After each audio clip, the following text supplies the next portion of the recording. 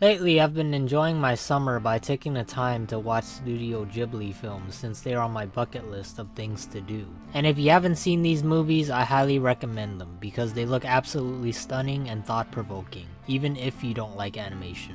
Anyway, like the Studio Ghibli films, I thought I would cross this video off my to-do list since every day players in this game get bombarded with nonsensical cash grabs. So with that said, these are just a few things that confuse me about Wizard101.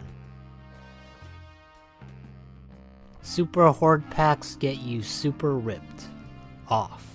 Now what confuses me is why the f does every pack have either level 100, 110, 120, and 130 as the maximum? If they're gonna put out a new pack every single month or so, at least update the packs before it. It seriously can't be that difficult to update Horde packs. I mean, every new pack they put out has 13 tiers, and each tier is just 10 levels. I know they want money, but you'd think common sense would be that to entice players on gear, they'd update the damn things, but apparently not. While on the subject, let's talk about loot crates for a moment. They should at least tell you what's the chance for everything. When I was a kid, I used to buy Yu-Gi-Oh packs and they tell me what were the odds for commons, rares, and ultra rares by using a ratio. With loot crates such as Horde packs, you have to rely on data from people who've already opened them. Now you might say, yeah Hunter, but you don't have to buy them. Here's the thing, it tempts people and leads them down a gambling rabbit hole. I for one know people with a gambling addiction and it's not very healthy to have these temptations shoved in your face. We play a game to have fun, not to get ripped off and depressed. Pets in the crown shop that cost 10,000 crowns is the equivalent of $20.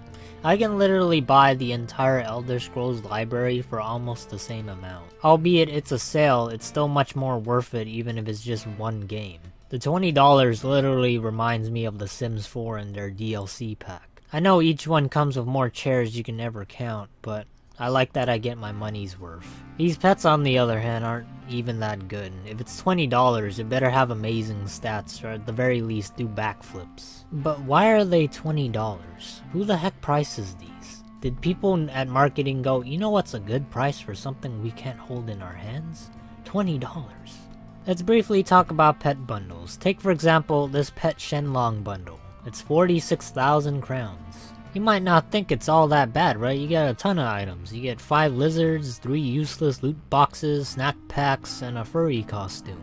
Yeah, that's about $60 right there. Imagine spending $60 all in one go on a virtual package. That's literally an entire game. You could have played something fun like Resident Evil 2 or 3 Remake, Red Dead Redemption 2, or Doom Eternal. Some people might argue that King's Isle needs money, and that's fine. But this isn't the right way for them to get money. It's a pretty poor way by marketing standards using this EA model. Why does King's Isle restrict people from using them in other people's castles? People place these here not always for decoration, but for other people to use. Now I understand there are many ways for a person to be able to do these gauntlets, but there shouldn't be restrictions or limitations on them.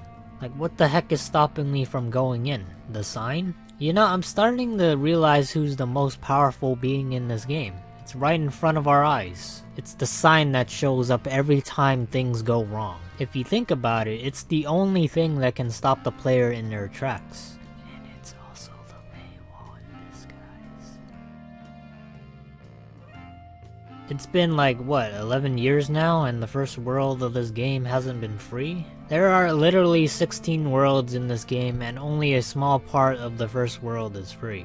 How are people supposed to see that there are more worlds than one if they can't even finish the first world? People want a slice of the cake, a bigger slice. Instead we get a crumb, and not even a crumb of the good kind of cake. We get sponge cake. It ain't even FUN fun with holes like SpongeBob or Doodlebob. It's the dirt brown bland sponge cake old people eat. What the f is this? What happened here? How'd we go 50 levels back in time? How come enemies get to block criticals but I can't? Why does our block get lower when we level up? I thought we were supposed to get more powerful, not get weaker. Seriously, what is this? Is this supposed to represent our wizards getting old and frail? Why does it cost so much to hatch a pet? Were they trying to be realistic here with the cost of raising a child? The average cost of raising a child is $233,000. Now, I don't know about you, but I'm pretty sure my parents didn't have $233,000. Anyway, why does it cost double the amount it used to be? Is it because I have to cover the cost of the other person's egg? People hatch with my pet using the kiosk and I don't get an egg, so what happened to it? Does Ambrose toss it into a black hole in the universe? Seriously, somebody tell me, cause I don't know. Now, while on the topic of pet hatching prices, let's talk about hatching eggs. Yeah, you need to hatch the damn things. What, you thought you automatically get a pet? That's not how life works. Every chicken had its time in the egg. Now luckily, they decided to let people hatch pets for gold. That's all you need to bypass the laws of life, right? Well, here's the thing. Before, it took 5 minutes for most eggs to hatch.